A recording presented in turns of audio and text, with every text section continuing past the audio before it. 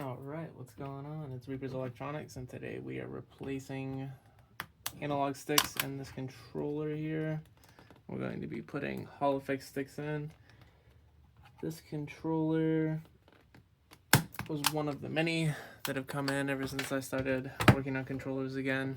I knew there would be like a huge influx, but I didn't think there was going to be this many controllers. I've had so many come in since I started working on them again. But, oh great. This is always worst case scenario here. Well, looks like it came out alright, so it should be good. But other than that, we're moving pretty soon, so we're going to be in a different location here in the next couple days. Alright, I had someone come in there, but yeah, we're moving again, so, but this time we're going to be staying there. This one was like an in-between move, I guess you could say, from our old facility. Just something that I thought would be good, but it ended up not being good. So kind of have to move, get out of here. But the new facility that we're going to be in is really nice.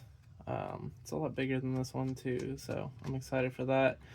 And I think I'm also going to have a stand-up desk in that one instead of sitting down, because I cannot stand sitting down for this long.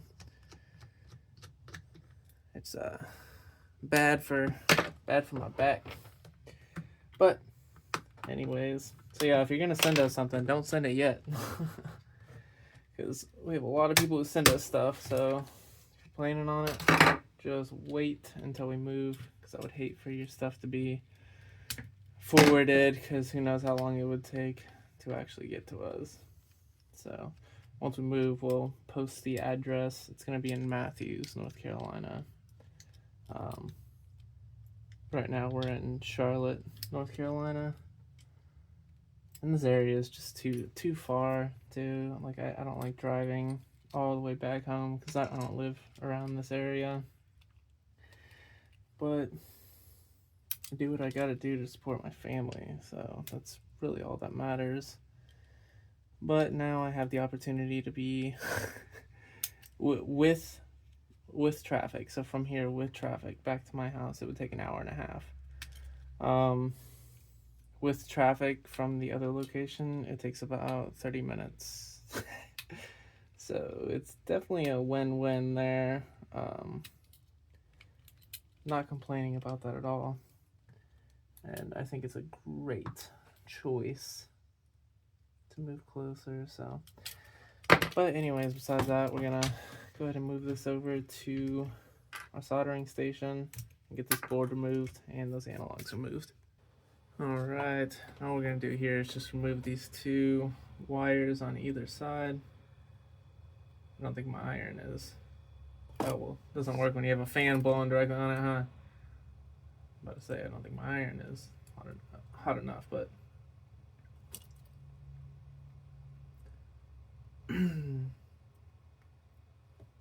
alright, so now we got the board loose here. We can go ahead and focus on that. Alright, so we got some flux on the bottom side of this analog here, and we're just going to put our solder on each one of these feet here, which I'm just going to go ahead and speed up because you don't really want to watch that. Alright, now that I have my solder on each one of those feet there, I can go ahead and start heating this up. And there's a bunch of like hair and stuff in this analog, so that's probably like a majority of the issue, which once we remove it, we're not going to have to worry about that anymore anyways. And this is not one of those cases where you can just clean hair out of the analog, because that never works. But we're just going to go ahead and heat this up. Once that's hot enough and the analog starts moving, we can remove it. Starting to get loose here.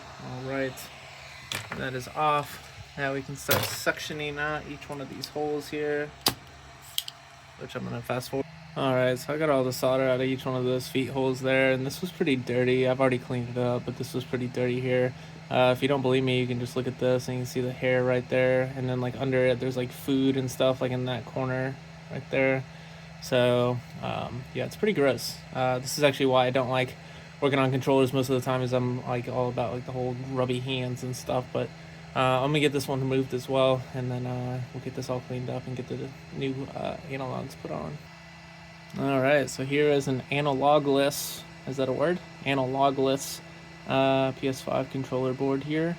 So we're just gonna let it cool down, and then we'll get the new ports put on so that it doesn't melt them, and then we'll get it calibrated, put everything back together.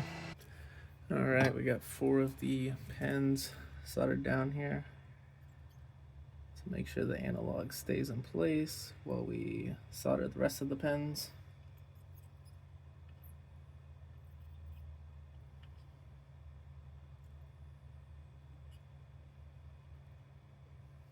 There's one, and now we're gonna go ahead and do the other side. All right, so now we have both of the Hall Effect sticks secured on the board. We're gonna go ahead and put it in the controller and take it to our computer and calibrate it over and over again until it zeroes out. While working on the controller and getting it calibrated, someone brought in a PS5 Slim, so I am doing this HDMI port first, then I'll get back to the controller. But this just shows why I don't like doing controllers as much. These consoles come in very often, and I can usually turn them around really quick. So, all right, so I was able to calibrate the values down pretty low. I try to keep it under 0.035. So, as you can see, everything is good except for, of course, the right y-axis, but it's not going to cause any issues. This is not registering at all. It only registers at 0.1. So, but I always try to get it as close as I can. But yep, this controller is good to go. No longer has drift on it. And we're gonna get it all put back together, clean it up a little bit too with all that gunk. Put it all back together, and I'm sure the customer will be really happy. So thanks for watching.